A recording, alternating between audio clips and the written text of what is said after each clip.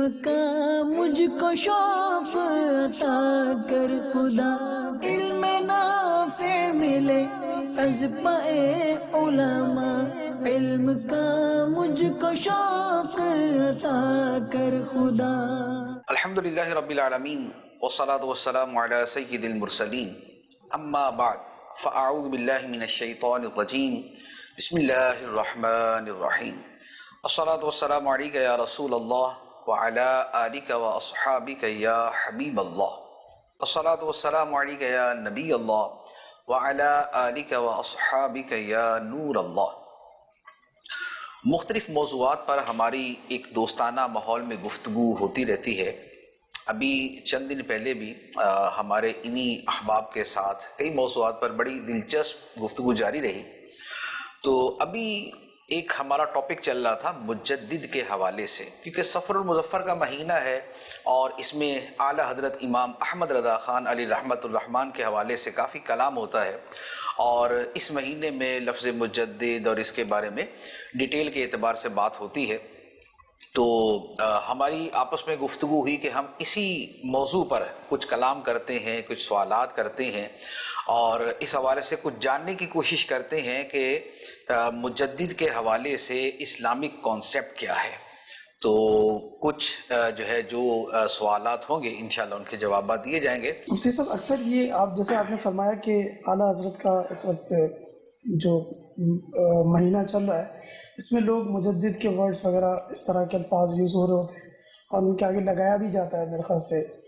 تو پہلے تو یہ بتایا جائے کہ مجدد کون ہوتا ہے، کسے کہتے ہیں، اور قرآن و حدیث جب موجود ہے تو مجدد کی مطلب ضرورت کیا ہے، اور اس کی کوئی مثال واضح کریں تو یہ عوام کو سمجھ میں آئے کہ یہ کیا ہے۔ مجدد کون ہوتا ہے، کیا ہوتا ہے، اس کی ضرورت کیا ہے؟ تو دیکھیں، عرض یہ ہے کہ مجدد کوئی جدا گانا کوئی ایسا عہدہ نہیں ہے، اور یا کوئی ایسی کوئی خاص چیز نہیں ہے کہ جس کا کوئی بنیادی طور پہ ہمارے کوئی ایمانیات کے ساتھ تعلق ہے، کوئی اس طرح کی چیز نہیں ہے۔ اصل کیا ہے، دیکھیں ہمارا دین اسلام ہے، اسلام کی تبلیغ ہونی چاہیے، اسلام کی ترویج ہونی چاہیے، اسلام کی اشاعت ہونی چاہیے۔ اب وہ ترویج و اشاعت کوئی تو کرے گا، وہ جو ترویج و اشاعت کرنے والے ہیں ان کو مبلغین بھی کہا جاتا ہے، ان کو مصلحین بھی کہا جاتا ہے۔ اب جس کا جتنا بڑا مرتبہ ہوتا ہے یا جو جتنے وسیع پیمانے پر دین کا کام کرتا ہے تو اسی اعتبار سے اس کو ٹائٹل دے دیا جاتا ہے۔ لیکن چونکہ مجدد کا وہ ٹائٹل ہے کہ جو ایک حدیث مبارک کے اندر بیان کر دیا گیا، تو لہذا اس وجہ سے خدمت دین کے ایک بہت بڑے نام کو مجدد کے لفظ کے ساتھ تعبیر کر دیا جاتا ہے۔ اچھا، اب اس کی ضرورت کیا ہے؟ تو دیکھیں یہ تو ہمارے لیے بڑا واضح ہے کہ اللہ تعالیٰ نے جب آدم علیہ السلام کو دنیا میں بھیجا تو تمام اولاد آدم کو فرمایا کہ بھی تمہارے پاس میری طرف سے ہدایت آئے گی، رہنمائی آئے گی، تو تم میں جو اس کی پیروی کرے گا تو وہ نجات پا جائے گا، اور جو نہیں پیروی کرے گا وہ خسارہ اٹھائے گا۔ تو پھر اس کے لیے اللہ تعالیٰ نے انبیاء علیہ السلام کا سلسلہ شروع فرمایا۔ اب انبیاء علیہ السلام کا جو سلسلہ ہے وہ یوں چلتا تھا کہ ایک نبی اللہ کے دین کے لیے کوشش کرتے تھے، اس کی تبلیغ کے لیے۔ جب وہ دنیا سے چلے جاتے تو اللہ تعالیٰ دوسرا نبی بھیج دیتا۔ ایک ہی زمانے میں بہت سے علاقوں میں بہت سے نبی موجود ہوتے تھے۔ اب ہمارے نبی صلی اللہ تعالیٰ علیہ وسلم اللہ تعالیٰ کے آخری نبی ہیں۔ اب نبی پاک علیہ السلام کے بعد یہ نہیں ہے کہ لوگوں میں برائیاں پھیلے تو کوئی نیا نبی آ جائے جیسے پہلے ہوتا تھا۔ تو اب جو کچھ بھی ہونا ہے وہ اس امت میں ہی ہونا ہے۔ تو ختم نبوت کے بعد اور اللہ کی آخری کتاب کے بعد اب جو سلسلہ ہے وہ اس امت نے ہی اصلاح کا، فلاح کا، اشاعت دین کا، اشاعت اسلام کا کرنا ہے۔ تو لہذا اس کو کسی نے تصنیف کی صورت میں کیا، کسی نے تقریر کی صورت میں کیا، کسی نے خانقاہی نظام کے ذریعے کیا، کسی نے مدرسہ بنانے کے ذریعے کیا۔ تو یوں مختلف حضرات نے مختلف شعبے چن لیے، کوئی مفسر بن گیا، کوئی محدث بن گیا، کوئی فقیہ بن گیا۔ تو یہ ایک خاص فیلڈ کے اندر کام تھے۔ محدث حدیث میں کام کرتا ہے، مفسر تفسیر میں کام کرتا ہے، لیکن مجدد جو ہے اس کا جو کام ہے وہ اوور آل پوری امت کے اعتبار سے ہوتا ہے. اوور یعنی کہ ورلڈ وائڈ آپ کہہ رہے ہیں اس کے؟ ورلڈ وائڈ کہنا تو ایک دوسری بات ہو جاتی ہے. جی. یوں کہہ لیں کہ اس کا کام ایسا ہوتا ہے کہ کوئی بہت بڑی خدمت وہ سر انجام دیتا ہے. یعنی اس کا کام یہ نہیں ہے کہ وہ بہت محدود سا ہو, محدود جگہ کے لیے ہو, محدود افراد کے لیے ہو, نہیں. یا تو اس کے کام کی جو وسعت ہے وہ بہت بڑی ہوگی کہ اس نے اتنے بڑے زمانے کو متاثر کیا ہوگا اور ان میں کام کیا ہوگا, یا اس نے کسی بہت بڑے فتنے کا جواب دیا ہوگا اور اس فتنے کو حل کیا ہوگا. تو اصل یوں کہہ لیں کہ فتنوں کے خاتمے کے لیے, لوگوں کی علمی عملی اصلاح کے لیے, یہ وہ بنیادی چیزیں ہوتی ہیں کہ جن کے لیے مجدد آتا ہے. تو اسے حدیث مبارک کے اندر بیان کیا گیا کہ ان اللہ یبعث علی رأس کل مئات سنۃ من یجدد لها دینہا. یہ ابو داؤد شریف کی حدیث ہے. تو فرمایا کہ اللہ تعالی ہر 100 سال کے اختتام پر ایسے بندے بھیجے گا یا ایسا بندہ بھیجے گا جو ان کے لیے ان کے دین کو نیا کر دیں گے, اس پہ آنے والی گرد و غبار کو ہٹا کے جو اصل دین ہے وہ نکھار کر ان کے سامنے پیش کر دیں گے. تو یہ ہے مجدد کا کانسیپٹ. میرے ذہن میں آپ ہی کے جواب سے 3-4 اور سوالات آئے ہیں. اب فار ایگزامپل آپ کہہ رہے ہیں دین کی خدمت جو کر رہا ہے, یعنی کہ اگر اس وقت ہم اس زمانے میں دیکھا جائے تو میرے دماغ میں 2-4 اور نام جو ہے وہ پاپ اپ ہوئے ہیں, ٹھیک ہے نا. فار ایگزامپل ہم امیر علیہ سنت کا نام لے لیں. اسی طرح اگر پاک و ہند میں اگر آپ دیکھ لیں تو کوئی اور بھی ہوں گے اسی طرح کے. تو کیا وہ الگ الگ مجدد ہوں گے یا انڈیویجولی ایک ہی مجدد ہوتا ہے؟ ایک ہی ہونا ضروری نہیں ہے کوئی. جی دیکھیں اصل ہے دین کی تجدید یعنی دین کی خدمت کا بہت بڑا کام. اب دنیا اتنی وسیع ہے کہ شاید ایک بندے کا کام پوری دنیا میں پھیل جائے اور پوری دنیا کو متاثر کر دے, یہ بڑا مشکل ہوتا ہے. اس لیے ایک ہی وقت میں یہ بھی ہو سکتا ہے کہ عرب دنیا کے فتنے کچھ اور ہوں, جی عجم کے فتنے کچھ اور ہوں, جی اچھا یورپ کے اندر کچھ اور ہی چل رہا ہو. جی تو اب کیا ہوگا کہ اللہ تعالیٰ ہر علاقے کے اندر ایسے افراد کو کھڑا کر دیتا ہے کہ جو وہاں پر کام کرتے ہیں. اب اس کی ایک مثال لے لیں کہ جیسے اعلیٰ حضرت علیہ رحمہ کو ہم یہ کہتے ہیں کہ وہ 14ویں صدی کے مجدد ہیں, جو پچھلی صدی گزری ہے اس کے مجدد ہیں. لیکن اعلیٰ حضرت کا جتنا بھی کام تھا وہ سارے کا سارا ہندوستان کی حد تک تھا. صحیح. ہندوستان اگرچہ پورا یہ بر صغیر تھا, بنگلہ دیش ہے, پاکستان ہے, انڈیا ہے, یہ سب مل کے ایک سب کانٹیننٹ بہت بڑا ایریا بنتا ہے. لیکن عرب دنیا کے اندر اعلیٰ حضرت کا نام ضرور گیا اور آپ کی کچھ تصنیفات بھی گئی, آپ نے وہاں پر کچھ تحقیقات بھی پیش کی. لیکن جس وسعت کے اوپر مجدد کا کام ہوتا ہے اعلیٰ حضرت کا, اتنا کام آپ کے زمانے میں وہاں نہیں پہنچا. اب اس زمانے کے اندر اسی طرح کے فتنوں کا جواب وہاں پر علامہ یوسف بن اسماعیل نبہانی رحمۃ اللہ علیہ کر رہے تھے. انہوں نے بھی 100 سے زیادہ کتابیں لکھی ہیں, انہوں نے بھی عشق رسول کو فروغ دیا, انہوں نے بھی فتنوں کا جواب دیا. تو انہوں نے وہاں کے اعتبار سے بہت بڑا کام کیا. تو اب وہ بھی مجدد, صحیح, اعلیٰ حضرت بھی مجدد. یوں مختلف صدیوں میں آپ کو مختلف ہستیاں نظر آئیں گی. اچھا بعض اوقات یہ بھی ہوتا ہے کہ ایک ہی زمانے میں ایک ہی فتنے پر 2 یا اس سے زیادہ افراد نے کام کیا. جیسے 3ری صدی ہجری جو تھی, 3ری صدی ہجری میں امام ابو الحسن اشعری اور امام ابو منصور ماتوریدی رحمت اللہ علیہ, یہ 2 ہستیاں ہیں. یہ عقیدے کے اندر 2 امام ہیں اور یہ ایک ہی صدی کے ہیں. دونوں نے عقیدے پر کام کیا. دونوں نے اس زمانے کے جو گمراہ فرقے تھے معتزلہ اور دیگر, ان کا رد کیا, ان کے اعتراضات اور سوالات کے جوابات دیے. تو اب 2 ہستیاں اور دونوں نے ایک ہی موضوع پر کام کیا اور بہت بڑا کام کیا. اعلیٰ حضرت کے زمانے میں عشق رسول کا معاملہ اور گستاخوں کے جوابات, تو اعلیٰ حضرت نے بھی وہی کام کیا اور علامہ نبہانی علی رحمہ نے بھی وہی کام کیا. اچھا پھر یہ بھی پاسبل ہے کہ ایک زمانے میں فتنے مختلف ہوں, تو ایک نے ایک فتنے کا جواب دیا, دوسرے نے دوسرے فتنے کا جواب دیا. جیسے اعلیٰ حضرت کے زمانے میں ایک دوسرا فتنے جو تھے اعلیٰ حضرت نے بھی اس پر کام کیا, لیکن جو دوسرا کام ہے وہ زیادہ بڑا ہے. مثال کے طور پہ اعلیٰ حضرت کے زمانے میں فتنہ قادیانیت تھا. مرزا غلام احمد قادیانی جو ہے وہ بذات خود موجود تھا, ٹھیک. اچھا اب اس کے رد پر اور اس کی تردید پر اعلیٰ حضرت نے کتابیں لکھی, آپ کی اولاد نے کتابیں لکھی, آپ کے شاگردوں نے کتابیں لکھی, مناظرے ہوئے, سب کچھ ہوا. لیکن اسی زمانے میں پیر مہر علی شاہ صاحب رحمۃ اللہ علیہ تھے، انہوں نے جس طرح شد و مد کے ساتھ اور زور شور کے ساتھ اور یوں کہہ لے کہ افیکٹولی اس فتنے پر کام کیا اور اس کا رد کیا ہے، وہ دوسروں نے نہیں کیا. وہ باقاعدہ اس کو مرزا کو چیلنج کرتے تھے، تو اس کے لیے مناظرے کے لیے پہنچے، اس کے رد میں کتابیں لکھی، اس کے لیے مختلف جگہوں پر گئے، اپنے خلفاء کو اس کے لیے انہوں نے مختلف جگہوں پر بھیجا. تو اب دیکھیں ایک ہی فتنے پہ ایک حد تک دوسروں نے بھی کام کیا، لیکن جو بہت بڑا کام ہے وہ پیر میر علی شاہ صاحب رحمۃ اللہ علیہ نے کیا.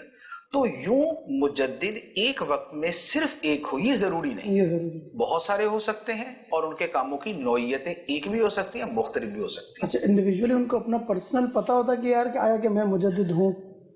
یہ پتا ہونا ضروری نہیں ہے، کیونکہ یہ ایسا نہیں ہے کہ جیسے کسی پر جو ہے نا کوئی الہام ہوتا ہے کہ انت مجددن، ایسا نہیں ہے، ٹھیک ہے نا. ہاں یہ ہو سکتا ہے کہ قرائن سے کسی کو اپنے بارے میں یہ اندازہ ہو کہ اللہ تعالیٰ نے مجھے اس منصب کے لیے منتخب کیا ہے. تو یہ ہو سکتا ہے کہ کسی زمانے میں کوئی بہت بڑے پیمانے پہ فتنہ پھیلا ہو اور اس کے رد میں کسی نے بہت بڑا کام کیا اور لوگ بھی اس کو کہتے ہیں کہ بھئی یہ تو تجدیدی کام ہے، یہ تو مجدد کا کام کر دیا آپ نے. اور اسے بھی یہ سمجھ آتا ہے کہ اتنے بڑے فورم پہ اور اتنے بڑے لیول پر جو کام ہے وہ میرے علاوہ کسی نے نہیں کیا، تو میرا گمان یہ ہے کہ میں مجدد ہوں. تو مجدد ہونے کا جو معاملہ ہے نا یہ گمان کے اوپر ہے، اس کو یقین کے ساتھ نہیں جوڑ سکتے کہ یقینی طور پر مجدد ہے. ہاں بعد والے پھر کہہ کے شہرت زیادہ ہو جاتی ہے، تو یوں ہے کہ بھی یہی مجدد ہے. مفتی صاحب، آپ نے ہمیں مجدد کے حوالے سے کافی معلومات دی اور بتایا بھی ہے کہ چند ایک مجدد جو اس دنیا میں تشریف یعنی کہ جنہوں نے کام کیا دین کے حوالے سے. تو کیا آپ ہمیں یہ بتا سکتے ہیں کہ تاریخ کے اندر کون کون سے مجدد ہیں جو آئے ہیں، ان کے نام اگر وضاحت کے ساتھ ہمیں بتا دیں؟ دیکھیں اس میں حقیقت حال تو وہی ہے جو میں نے عرض کیا ہے کہ بالتعیین جو ہے نا کہ بھی فلاں صدی میں یہ مجدد آئے، یہ کوئی حرف آخر بات نہیں ہو سکتی. ہاں علماء نے مختلف نام لیے ہیں، تو پہلی صدی کے اعتبار سے کچھ اور ہے، دوسری تیسری کے اعتبار سے کچھ اور ہے. تو اب ہر صدی کا کون تھا تو وہ تو تھوڑا سا کتابوں میں لکھا دیکھ لیں. ویسے جو معروف نام ہے جیسے وہ یہ ہے کہ پہلی صدی میں حضرت عمر بن عبدالعزیز رضی اللہ تعالیٰ تھے، دوسری صدی کے اندر امام شافعی تھے، تیسری کے اندر امام ابو منصور ماتریدی اور امام ابو الحسن اشعری تھے، اور چوتھی کے اندر بھی اسی طرح دو ہستیوں کے نام ہیں، پانچویں میں امام غزالی آ جاتے ہیں، چھٹے کے اندر امام راضی آ جاتے ہیں، ساتویں کے اندر جو ہے وہ اور دو بڑے آئمہ علم الکلام ہیں، عقیدے کے امام ہیں، وہ آ جاتے ہیں. پھر اس کے بعد علامہ سیوطی ہیں، علامہ سخاوی ہیں، پھر اس کے بعد مجدد رفسانی ہیں، شیخ عبدالحق محدث دہلوی ہیں، ملا علی قاری ہیں، پھر اس کے بعد یہ بادشاہ اورنگزیب عالمگیر ہیں، پھر اس کے بعد شاہ عبدالعزیز محدث دہلوی ہیں، پھر اعلیٰ حضرت ہیں. تو یہ ایک یوں کہہ لیں کہ معروف نام جو ہے نا میں نے آپ کو عرض کر دیے، تو موسٹلی ان کے حوالے سے کہا جاتا ہے یہ مجدد ہیں، لیکن ان کے علاوہ اور بھی ہو سکتے ہیں. اچھا مفتی صاحب، جیسے آپ نے فرمایا کہ مجدد جو ہوتا ہے، آپ نے کچھ نام بھی آپ نے گنوائے، تو اکثر اوقات ایسا ہوتا ہے کہ جو آپ نے قسمیں بتائی ہیں وہ ہیں بالکل ایسے ہی. کچھ لوگ ہوتے ہیں وہ کہتے ہیں کہ جی آیا ان دنوں میں کہ یار میں مجدد ہوں، وہ اپنے آپ کو ریپرزینٹ کرتا ہے کہ میں مجدد ہوں. اچھا، جو آپ نے قسمیں بتائی ہیں ان کے لوگ ان کی بات بھی سنتے ہیں، وہ مدارس بھی بناتے ہیں، وہ تصنیف بھی کرتے ہیں، وہ ساری چیزیں وہ ان میں پائی جاتی ہیں، اور پرسنلی وہ خود ہی بتا رہا ہوتا ہے کہ یار میں مجدد ہوں. پھر علماء کرام کیوں ان کو کہتے ہیں کہ یار اس کا رد کیوں کرتے ہیں کہ یہ مجدد نہیں؟ دیکھیں ویسے ہسٹری کے اعتبار سے تو ایسا کم ہے کہ کسی نے مجدد کا دعویٰ کیا ہو اور اس پر کسی دوسروں نے اس کی تردید کی ہو. یہ ہوا ہے کہ کسی نے مجتہد ہونے کا دعویٰ کیا. مجتہد کا ایک اور یعنی اس کی ڈیفینیشن ہے، مجدد کی اور ہے. تو مجدد میں کم ہی ایسا ہوا ہے کہ کسی نے مجدد ہونے کا دعویٰ کیا یا اس کے بارے میں کہا گیا اور بقیہ نے اس کا رد کر دیا ہو.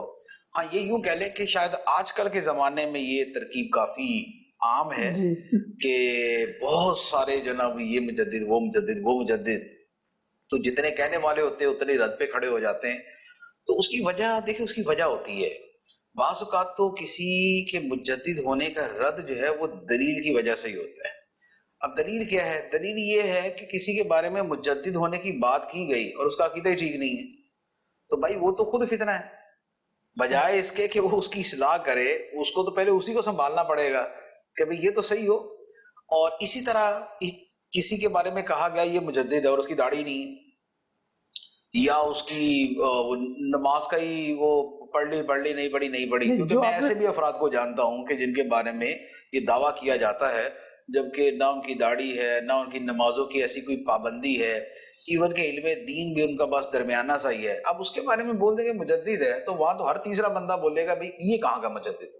اس کے کچھ پیرامیٹرز تو سیٹ ہوں گے نا کہ یار کون لوگ ہیں جو یہ تعین کریں گے کہ یار یہ مجدد ہے اور اس کو مان لیا جائے گا آیا کہ یہ مجدد ہے. یہ یوں کہہ لیں کہ جو اہل علم اور صالحین یعنی نیک لوگ ہیں اور دیندار لوگ ہیں، ان کی اکثریت اس کے بارے میں یہ کہے گی نا کہ یہ مجدد ہے، اس کو مجدد مانا جائے گا.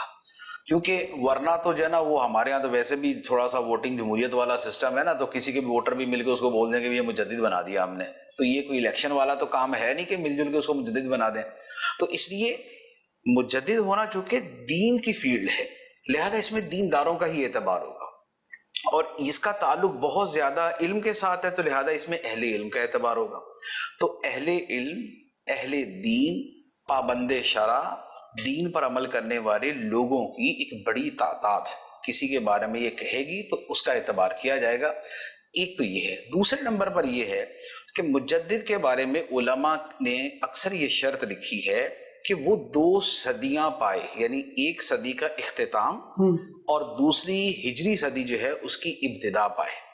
اب مثال کے طور پہ کوئی مڈ آف دا سینچری ہے، اگرچہ اس نے بہت کام کیے، لیکن اگر وہ پچھلی صدی کا اختتام اور اگلی صدی کی ابتدا اگر یہ اس کو زمانہ نہیں ملا تو وہ جو اصطلاح کے اعتبار سے مجدد ہے پھر وہ اس کو نہیں کہا جائے گا. تیسرے نمبر پر یہ ہے کہ اس کا کام بھی اس نوعیت کا ہو، یعنی یہ نہیں ہے کہ کسی نے ایک مدرسہ بنا دیا تو اس کو مجدد کہہ دیں، ایسا نہیں. اس کے کام کی نوعیت بہت بڑی ہو. جیسے یہ جتنے مجددین کی بات کی گئی ہے جن کے میں نے نام لیے، آپ ذرا ان کی تاریخ پڑھیں، ان کی سیرت پڑھیں، آپ یقین کیجئے جسے کہتے ہیں نا آنکھیں کھلی کی کھلی رہ جائے. حضرت عمر بن عبدالعزیز رضی اللہ تعالیٰ عنہ جب آئے تو اس وقت جو اس سے پہلے بادشاہ تھے یعنی سیدنا امیر معاویہ رضی اللہ تعالیٰ عنہ کے بعد والے جو تھے انہوں نے جو خرابیاں پیدا کی تھی. سیدنا امیر معاویہ رضی اللہ تعالیٰ عنہ تو ایک جو ہے نا وہ سچے حکمران تھے. جو ان کے بعد آئے، اب اس میں تو یزید تھا، اس کے بعد سلیمان، عبد الملک سلیمان، یہ لوگ تھے. اب ان کی وجہ سے جو اقربا پروری، جو کرپشن، جو جائیدادوں پہ قبضے اور جو ظلم و ستم، یہ سب تھا. سیدنا عمر بن عبدالعزیز رضی اللہ تعالی عنہ نے اپنے 2.5 سال کے زمانہ حکومت میں سارا کلچر چینج کر دیا، سب کچھ بدل کے رکھ دیا. ٹھیک ہے. اچھا، امام شافعی رحمۃ اللہ علیہ دوسری صدی کے مجدد ہیں. اب امام شافعی جیسی ہستی کو دیکھیں کہ انہوں نے فقہ اور حدیث کے اندر اور اجتہاد اور فقہی مسائل کے اندر اتنا بڑا کام کیا کہ دنیا میں کروڑوں افراد ان کے فقہ کو ماننے والے، اس پہ چلنے والے. امام اعظم کا مرتبہ ان سے بڑا ہے، لیکن وہ جو تھا نا صدی کا ابتدا اور اختتام بیسیکلی وہ نہیں وہاں پایا جاتا ہے، اس لیے ان کو مجدد نہیں کہا گیا. اچھا، پھر اس کے بعد آپ اگر امام ابو الحسن اشعری، امام ماتریدی کی سیرت پڑھیں تو آپ یقین کیجئے کہ آج کے زمانے میں تو لوگوں کو یہ یقین ہی نہیں آئے گا کہ کوئی اتنا کام بھی کر سکتا ہے. امام ابو الحسن اشعری کی کتابیں ہیں 12 جلد، 15 جلد، 20 جلد، 18 جلد، 16 جلد، 10 جلد، 9 جلد، 6 جلد، 4 جلد، یعنی اتنی موٹی کتابیں، اور وہ بھی درجنوں کی تعداد میں لکھی ہوئی. اچھا، پھر آپ امام غزالی کو تو ویسے ساری دنیا جانتی. امام رازی کی اصول فقہ پہ اور تفسیر پر کتاب اور علم الکلام کے اندر ان کا جو کام ہے دنیا جانتی. اسی طرح شاہ عبدالحق موتی دہلوی رحمۃ اللہ علیہ یا مجدد رفسانی ہو گئے یا اعلیٰ حضرت ہو گئے. تو آپ اسے علامہ سیوطی رحمۃ اللہ علیہ. اب علامہ سیوطی کی کتابوں کی تعداد غالباً ہے 1150 کے قریب ہے، 1150 کے قریب کتابیں لکھی تھی، اور علوم کی مہارت اور وسعت علمی اور تبحر علمی ان کا دیکھنے والا ہے. تو ایسا نہیں ہے کہ انہوں نے ایک چھوٹا سا مدرسہ بنایا تھا تو لہذا وہ اس کے اوپر انہوں نے جو علم کی خدمت کی نا، وہ یوں کہہ لیں کہ اتنی دور دور تک وہ پہنچی اس زمانے میں جب یہ موبائل اور انٹرنیٹ اور ٹی وی یہ وہ کچھ نہیں تھا. تو ان کے زمانے میں ان کی شہرت جو ہے نا وہ مشرق سے مغرب تک پہنچی ہوتی تھی، شرق و غرب کے اندر ان کے نام ہوتے تھے. تو لہٰذا مجدد عام طور پہ اس کی خدمات کی وسعت اور اس کی بلندی اور علو اتنا ہوتا ہے کہ پھر ہی اس کے بارے میں لوگ کہتے ہیں کہ اس نے تجدیدی کام کیا، یہ مجدد ہے. عام لوگوں کی ایک myth ہوتی ہے کہ دماغ میں بنا ہوا ہوتا ہے، جیسے کوئی اجتماع میں آتا ہے تو مجدد دین و ملت، اس طرح کے القابات بھی دیے جاتے ہیں. تو اکثر دماغ میں جو عام لوگوں کے ذہن میں ایک سوال آتا ہے کہ یار مجدد چاہے تو یار بارش روک دے، مجدد چاہے تو اس طرح کی چیزیں ہیں، مجدد چاہے تو بارش برسا دے، وہ دعا کرے تو بارش ہو جاتی ہے، مجدد چاہے تو جو ہے کسی کو دیکھے تو وہ گناہ گار ہے تو وہ نیک بن جائے گا اگلے دن سے. تو اس طرح کی یہ چیزیں ہیں کہ واقعی ایسا ہوتا ہے، اور اس کی مطلب ذمہ داریاں کیا کیا ہوتی ہیں، اس کی کیا ایک ڈسکرپشن ہوتی ہوگی کہ اس کو کیا کیا کرنا ہوتا ہے اور وہ کیا کیا کر رہا ہوتا ہے، کہ اس کو پتا ہوتا ہے میری ذمہ داری بھی ہے، اور اس کی ذمہ داری اگر کاؤنٹ کروا دیں آپ کی کیا ذمہ داریاں ہوتی ہیں. دیکھیں یہ تو بڑا دلچسپ سی میت ہے کہ اگر اس طرح کا تصور مجدد کے بارے میں ہو. جو آپ نے تصور بیان کیا نا، اصل میں تو یہ کتب اور غوث کا ہے. کتب اور غوث جو ہوتے ہیں نا، کہ جو امور تکوینیہ یعنی کائناتی اشیاء کے اندر جنہیں اللہ تعالیٰ تصرف کا اختیار دیتا ہے، جیسے غوث پاک رضی اللہ تعالیٰ، جیسے بابا فرید، جیسے داتا صاحب، جیسے اور بڑے بڑے اولیاء کرام، ان کے پاس یہ رائٹس یہ کر سکتے تھے. ان کے رائٹس یوں کہہ لیں کہ اللہ تعالیٰ نے ان کو یہ عطا فرمائی تھی، ان کو یہ اختیار دیا ہوا تھا. تو یہ وہ چیز ہے. مجدد کا تعلق ہے دین کی خدمت کے ساتھ، ٹھیک ہے، کیونکہ حدیث مبارک کے الفاظ کیا تھے؟ میں یجدد لہا دینہا، جو امت کے لیے امت کے دین کو بالکل نیا کر کے پیش کر دے گا. تو لہذا مجدد کے کاموں کی جو اصل فیلڈ ہے وہ ہے دین کی خدمت. باقی یہ جو دوسری چیزیں ہیں نا کہ وہ دعا کرے تو بارش برس جائے، یا بادلوں کو اشارہ کرے تو برسنا شروع ہو جائیں، یا اشارہ کرے تو بند ہو جائیں، جی اس کا تعلق حقیقت میں مجدد کے ساتھ نہیں ہے، اس کا تعلق ہے ولایت کے ساتھ. صحیح. تو ولایت کی جو فیلڈ ہوتی ہے نا، اور وہ بھی ولایت بھی پھر دو طرح کی ہوتی ہے. ایک ولایت وہ ہے کہ جو جسے ولایت ارشاد کہتے ہیں، کہ خدمت دین، رشد و ہدایت اور صلاح و فلاح، ان معاملات کے اندر ولایت. اور ایک وہ ہوتی ہے جو تصرفات والی ہوتی ہے، جسے اصل میں تکوینی امور کہا جاتا ہے. فالمدبرات امرا جو قرآن میں فرمایا، جو اس کیٹیگری میں آتے ہیں، وہ ایک ڈیفرنٹ کیٹیگری ہو جاتی ہے. تو لہذا یہ والا سوال جو ہے نا، اب یہ آپ کتب کے بارے میں یا کسی ولی کے بارے میں یا غوث کے بارے میں، یہ ان کے بارے میں تو کیا جا سکتا ہے، لیکن اس کا مجدد کے ساتھ کوئی جوڑ نہیں ہے. تو مجدد کو جو پہچاننا ہے نا، وہ آپ یہ یاد رکھیں، مجدد نمبر ایک بذات خود ایک صالحین میں سے ہوگا، یعنی نیک ہستیوں میں سے ہوگا. نمبر دو، علم و فضل کے اندر وہ مشہور و معروف ہوگا. نمبر تین، اہل زمانہ اس کی طرف رجوع کریں گے، اور صالحین اور علماء یہ اس کی طرف جو ہے نا وہ اس کی طرف جائیں گے کہ اس سے فیضان ملتا ہے، اس سے فیض ملتا ہے، اور اس سے فوائد حاصل ہوتے ہیں. چوتھا، اس کی وجہ سے دین کا کوئی بہت بڑا کام ہوگا.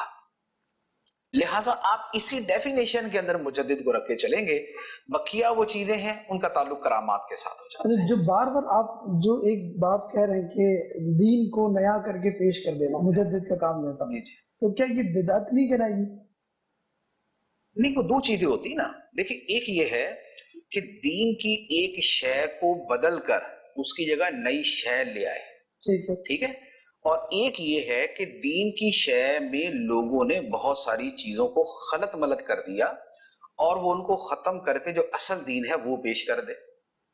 یہ دونوں میں فرق ہو جائے گا نا، ٹھیک ہے نا. یہ تو سمپلی آپ اپنی چیزوں کے اعتبار سے دیکھیں کہ بھئی ایک تو یہ ہے کہ ایک موبائل کو ہٹا کے دوسرا لے آئے، بھئی یہ تو اصل ہی چینج ہو گیا نا. ایک یہ ہے کہ پہلے والے کو زنگ لگ گیا تھا تو لہذا اس کی صفائی کر کے اس کو نیا کر کے پیش کر دیا. تو مجدد جو ہے، جو اصل عقیدے، اصل طریقہ کار، اصل عمل جو دین کو مطلوب ہے اور جو زمانہ رسالت سے چلتا آ رہا ہے، وہ اسی کو دوبارہ پیش کر دیتا ہے. جیسے مثلا آپ تصوف کو لے لیں. تصوف کے اندر کیا ہے کہ چونکہ لوگ صوفیہ کی طرف بہت زیادہ جاتے ہیں، اس زمانے میں جعلی صوفی بہت آ گئے. उनको पता था कि दो चार नारे मारने हैं, चीखे मारनी है, लोगों ने आ जाना है, दुआएं, पैसे, वैसे ये वो, ऐश मौज मस्ती सब शुरू हो जाएगा। अब मुजद्दिद आके क्या करेगा, वो तसव्वुफ का असल मतलब समझाएगा, वो तसव्वुफ के असल अहदाफ और मकासिद और तरीक़ा कार बताएगा। सही। ठीक है, जैसे इमाम गजाली रहमतुल्लाह अलैह थे, उन्होंने तसव्वुफ को निखार कर इह्याउल उलूम, कीमा सआदत, मिनहाजुल आबिदीन और दीगर किताबों में पेश कर दिया।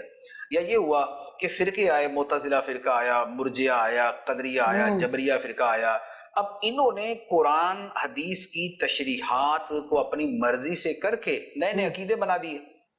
अब उन्होंने नए नए अकीदे बना दिए, तो अब क्या हुआ कि अब इमाम अबुल हसन अशरी, इमाम अबू मंसूर मातुरिदी, अब ये आए तो इन्होंने जो असल इस्लाम के अकायद थे उनको दलाइल से बयान कर दिया, और जो दूसरों ने बयान किए थे उनकी तरदीद जो है वो पूरे दलाइल के साथ कर दी, तो असल अकीदे खोल के सामने बयान कर दी।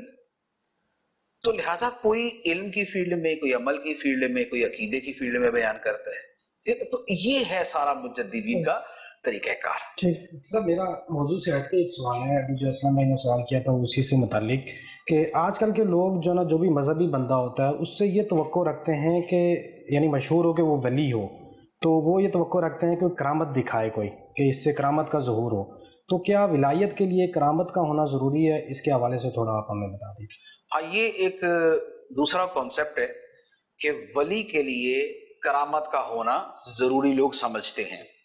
देखिए, पहली बात तो ये है कि वली की जो तारीफ है ना, जो डेफिनेशन उलमा ने बयान की है, उसमें करामत का तज़किरा नहीं है। उसमें क्या है, उसका अकीदा ठीक हो, इबादात पर कारबंद हो, शरीयत पर अमल करने वाला हो, गुनाहों से बुराइयों से बचने वाला हो, और अल्लाह ताला की मारिफत रखता हो। बुनियादी बुनियादी ये चीजें हैं जो वली की डेफिनेशन में है। करामात जो हैं वो अल्लाह ताला किसी को अता फरमाता है, किसी को अता नहीं फरमाता। एक है करामत ये कि वो अल्लाह का दोस्त है, ये भी करामत है, ठीक, ये तो वली को मिली मिली। लेकिन एक वो है कि जो, जिसे हम ये कहते हैं कि यहाँ बैठे बैठे वो दूर की खबर दे दे, या दूर से कोई उसको पुकारे वो उसकी मदद कर दे, या जैसे ही हाथ उठाए बारिश बरसना शुरू हो जाए, या इस तरह की जिन्हें खिलाफे आदत चीजें कहा जाता है कि जाहिरन ऐसा होता नहीं है लेकिन वो कर देता है। यहाँ बैठा बैठा अभी कदम उठाए तो बगदाद शरीफ पहुंच जाए, यहां से कदम उठाए लाहौर पहुंच गया। ये वाली चीजें जो करामात कहलाती हैं, ये वली के लिए होना जरूरी नहीं है। वली का अकीदा दुरुस्त होना, पाबंदे शरा होना, गुनाहों से उसका बचते रहना, इज्तिनाब उसकी मिजाज में दाखिल होना, और खुदा से उसका एक गहरा ताल्लुक होना, इस एतबार से उसका दिल याद खुदा से आबाद रहता है।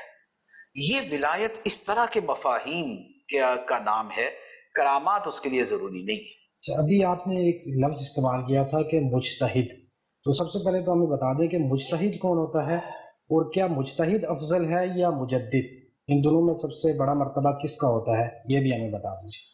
मुज्तहिद एक टर्म है पूरी, जी, ठीक ना।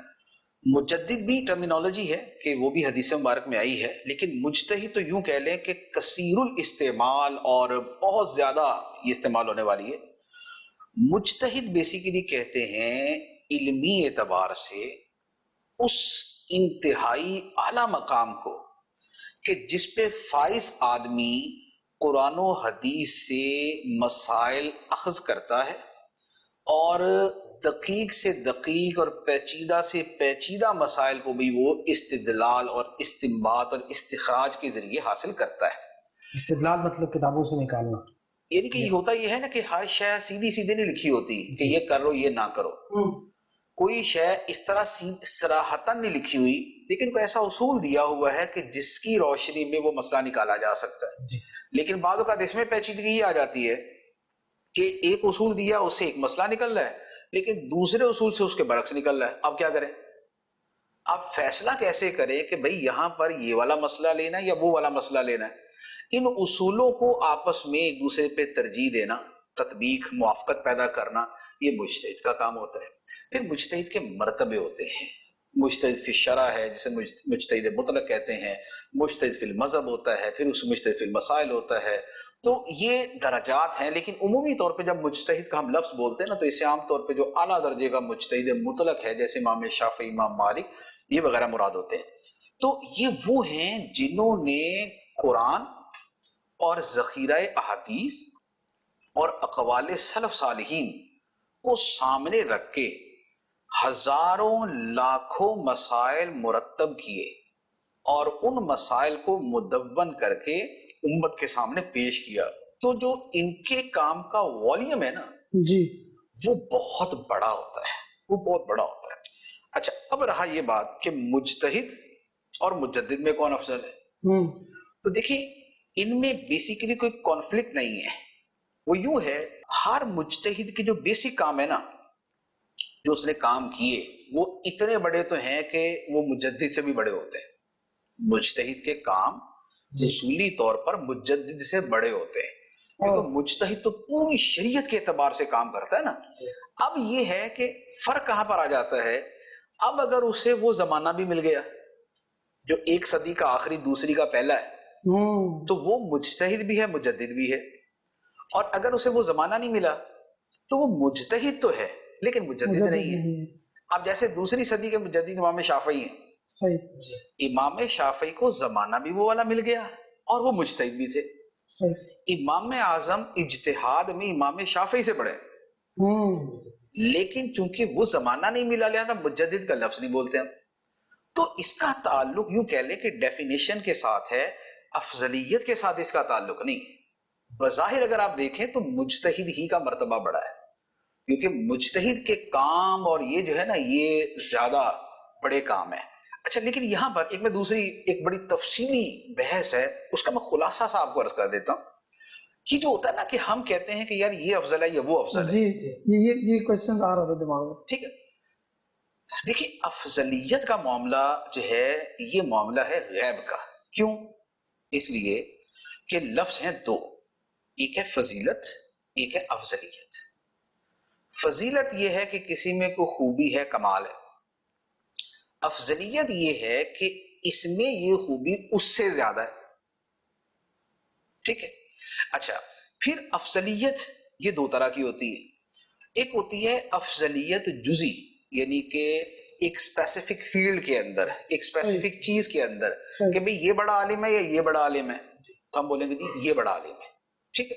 ہم سے کہا جائے کہ بھئی اعلیٰ حضرت بڑے عالم تھے یا صدر شریعہ مولانا امجد علی آدمی رحمۃ اللہ علیہ بڑے عالم تھے تو ہم بولیں گے جی اعلیٰ حضرت بڑے عالم تھے. یہ ہے کمال علمی کے اندر ایک کا دوسرے سے افضل ہونا. ایک ہوتی ہے افضلیت مطلقہ. مطلقہ کا مطلب یہ ہے کہ خدا کی بارگاہ میں اس کا مرتبہ زیادہ ہے یا اس کا مرتبہ زیادہ ہے. اصل افضلیت اس کو کہتے ہیں کہ خدا کی بارگاہ میں اس بندے کا مرتبہ اور قرب زیادہ ہے یا اس کا مرتبہ اور قرب زیادہ ہے. یہ تو خدا جانتا ہے جی کہ اس کی بارگاہ میں کس کا مرتبہ زیادہ ہے. اب اگر خدا ہی بتا دے قرآن کے ذریعے اپنے نبی علیہ الصلوۃ والسلام کے ذریعے یا اس طرح کے دلائل کے ذریعے کہ جس سے امت یہ سمجھے کہ بھئی ان آیات و احادیث سے یہ سمجھ آ رہا ہے تو یہ گویا خدا کے بتانے ہی سے معاملہ ہو گیا. لہذا وہاں تو ہم فیصلہ کر سکتے جیسے سارے نبیوں میں نبی پاک صلی اللہ تعالی علیہ وآلہ وسلم ہمارے نبی سب سے افضل ہے. ٹھیک ہے. قرآن میں ہے کہ ورفع بعضهم درجات یہ قرآن کے اندر ہے اور بھی آیات ہیں جن سے علماء نے استدلال کیا. اچھا صحابہ کی بات کرتے ہیں تو ہمیں احادیث کے دلائل سے یہ پتہ چل گیا خود نبی پاک علیہ الصلوۃ والسلام کے فرامین سے پتہ چل گیا کہ نبیوں کے بعد انسانوں میں سب سے افضل صدیق اکبر پھر عمر فاروق ہیں پھر عثمان غنی پھر حضرت علی مولا علی رضی اللہ تعالیٰ عنہم. اب یہ وہ تقسیم کار ہے یا وہ ترجیح ہے کہ جو ہمیں خود حدیثوں سے ہی پتہ چلے. اچھا اس سے نیچے ایک اور صورت ہو سکتی ہے کہ مثلا کوئی ولی خود یہ دعویٰ کرے کہ اللہ نے مجھے یہ مرتبہ دیا اور بقیہ اس کے دعوے کو تسلیم کر لیں. جیسے سرکار غوث پاک رضی اللہ تعالیٰ آپ نے فرمایا قدمی ہادی علی رقبت کل ولی اللہ میرا یہ قدم ہر ولی کی گردن پہ اور اس پر سارے ولیوں نے کہا بالکل. تو اب انہوں نے دعویٰ کیا اور یہ اپنی طرف سے نہیں کیا ان کو خدا نے بتایا اور اجازت دی یہ دعویٰ کرنے کی تو انہوں نے دعویٰ کیا. بلکہ حکم دیا کہ اعلان کرو تو انہوں نے اعلان کیا، اور بقیہ سب کو پتا تھا، انہوں نے تسلیم کر لیا۔ اب امت کے ولیوں نے جب مان لیا نا، تو اب ہم مان لیں گے کہ غوث پاک کا مرتبہ بقیہ ولیوں سے بلند ہے۔ لیکن اس سے نیچے کی جو ترتیب ہے اور نیچے کی جو صورتیں ہیں، اس میں یہ فیصلہ ہم نہیں کر سکتے۔ ہم یہ نہیں کہہ سکتے کہ اس کا مرتبہ اس سے بڑا ہے۔ کیوں؟ اس لیے کہ ہم اس کے چند کمالات اس کے جانتے ہیں، چند کمالات اس کے جانتے ہیں، لیکن کون سے؟ ظاہری۔ باطنی کمالات کا تو ہمیں پتہ ہی نہیں ہے۔ میری نظر میں مثال کے طور پہ آپ دونوں حضرات، اگر آپ دونوں مثلا عالم ہوں تو میں سمجھوں گا کہ بھئی دونوں عالم ہیں، لیکن آپ دونوں کے اندر کی کیفیت کیا ہے یہ تو میں نہیں جانتا، یہ اللہ جانتا ہے، ٹھیک ہے؟ یا اگر میں ظاہری اعتبار سے دیکھوں، یہ عالم ہیں، آپ عالم نہیں ہیں۔ اب ظاہری اعتبار سے دیکھوں تو جو عالم ہے وہ دوسرے سے افضل ہوتا ہے، لیکن بات یہ ہے کہ ہو سکتا ہے آپ کے دل میں اللہ تعالیٰ پہ توکل ایسا ہے کہ آپ کا وہ ایک وصف جو ہے وہ اللہ کی بارگاہ میں آپ کو ان سے زیادہ مقبول بنا دے۔ کیوں؟ اس لیے کہ جو دل کے اعمال ہیں ان کا مرتبہ بہت بلند ہے۔ قوت القلوب میں علامہ امام محاسبی رحمت اللہ علیہ نے بیان فرمایا، اور کیا خوبصورت جملہ بیان فرمایا۔ انہوں نے فرمایا کہ قلبی اعمال کا ایک ذرہ، قلبی اعمال ہے توکل، اللہ سے محبت، اس سے ملاقات کا شوق، اس کے دیدار کا شوق، اور اس کے حکم پہ راضی رہنا، اس کے فیصلوں پہ راضی رہنا، جس حال میں مولا رکھے خوش رہنا، یہ قلبی اعمال کہلاتے ہیں۔ تو امام محاسبی رحمت اللہ علیہ فرماتے ہیں قلبی اعمال کا ایک ذرہ ظاہری اعمال کے پہاڑوں سے بھی زیادہ قیمتی، ٹھیک ہے نا؟ سبحان اللہ، کیا بڑی اب ایک طرف ایک بندے کے ظاہری اعمال ڈھیروں ڈھیروں، اب ٹوٹلی اگر دیکھیں تو بندے کے اندر کیا ہے وہ اس پر بات آتی ہے کہ افضلیت جو ہے وہاں سے جو ہے وہ ہم اپنے نقطۂ نظر سے یہ کہہ لیں گے یار مجھے یہ بہتر لگتا ہے، جی، لیکن حقیقت میں اللہ کی بارگاہ میں کیا ہے یہ ہم کچھ نہیں کہہ سکتے۔ ایک تو ہے چار مجتہد، ائمہ مجتہدین، ان کے مرتبے کے بارے میں تو اعلیٰ حضرت نے لکھا ہے کہ ان کا مرتبہ باقی سارے ولیوں سے بلند ہے، لیکن مجتہد صرف یہی نہیں ہے، اور بھی ہیں بہت سارے، ٹھیک؟ اب اس میں ہو سکتا ہے کہ جو مجتہد نہیں ہے اور وہ کچھ اور ہے اور اس کا مرتبہ ان سے زیادہ۔ مثال کے طور پہ خواجہ غریب نواز رحمت اللہ علیہ کے زمانے میں، یا بابا فرید الدین گنج شکر رحمت اللہ علیہ کے زمانے میں جو ظاہری علوم والے ہو سکتا ہے بڑے بڑے علماء موجود ہو، وہ کتابیں لکھنے میں، وہ علم کی باتیں کرنے میں بہت کچھ ہوں گے، اور ایسا ہو سکتا ہے کوئی ایک جملہ بھی ان ہستیوں سے منقول نہ ہو، بابا فرید سے اور خواجہ غریب نواز رحمت اللہ علیہ سے، لیکن ہم کیا سمجھتے ہیں کہ مرتبہ کس کا بلند ہوگا؟ ایک ولیوں کا کہنا یہ کہ جو مرتبہ بابا فرید رحمت اللہ علیہ کا، جو مرتبہ خواجہ غریب نواز کا ہے، تو علماء تو ان کی چوکھٹ پہ جانا اپنے لیے فخر سمجھتے ہیں۔ تو یہ اس طرح کی کچھ چیزوں کا پتہ چل جاتا ہے، لیکن اکثریت کا معاملہ جو ہے وہ اللہ تعالیٰ بہتر جانتا ہے، تو یہ ہمارے لیے یہ تقابل کرنا مشکل ہوتا ہے۔ بعض لوگ کہتے ہیں کہ مجدد ایک شخص کا ہونا نہیں بلکہ مجموعی عوام کا دین پر عمل کرنے کا نام ہے۔ یہ بات کسی حد تک ٹھیک ہے، لیکن شاید اس کی تعبیر یوں ٹھیک نہیں ہے۔ وہ کیا ہے؟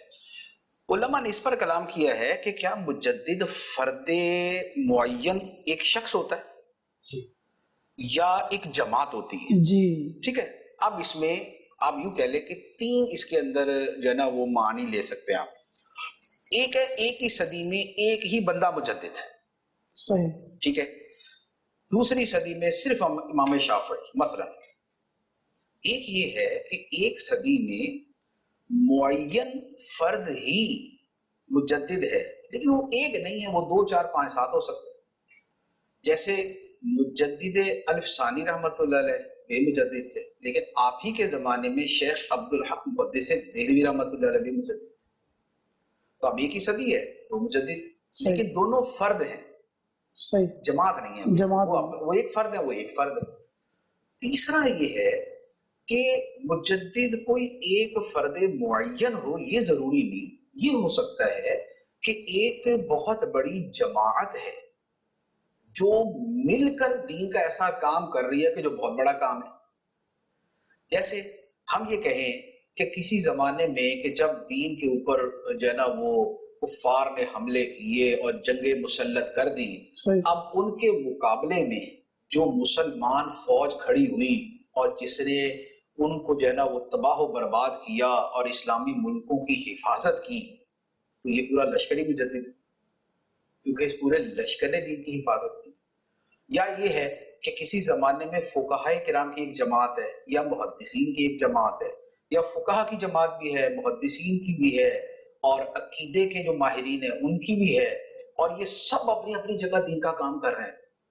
تو اب اس میں یہ نہیں کہا جائے گا کہ یہ زید، عمر، بکر، خالد، فلاں فلاں مجدد، یہ کہا جائے گا کہ یہ جماعت من حیث الجماعت، یعنی کہ ایسا گروپ کے یہ مجدد ہے اور اس نے دین کی تجدید کا کام کیا ہے۔ تو یہ بیسیکلی ہوتا ہے کہ جماعت بھی مجدد ہو سکتی ہے، یہ بھی علماء کا قول ہے، اور فرد معین مجدد ہے یہ بھی ہے، اور علماء کا یہ قول بھی ہے، اور علماء نے اس کے اعتبار سے تعیین بھی کی ہے۔ ایک سوال یہ بتا دیں کہ شیخ احمد سرہندی کو الف ثانی کا لقب کیوں دیا جاتا ہے، مجدد الف ثانی کا، یہ ان کو کیوں کہا جاتا ہے؟ ہاں، یہ ایک ڈیفرنٹ ورڈ آ جاتا ہے مجدد کے ساتھ کہ مجدد الف ثانی۔ دیکھیں، الف کا مطلب ہے 1000، ثانی کا مطلب ہے دوسرا، الف ثانی کا مطلب ہوا دوسرا ہزار۔ اب یہ کیوں کہا جاتا ہے مجدد الف ثانی رحمت اللہ علیہ؟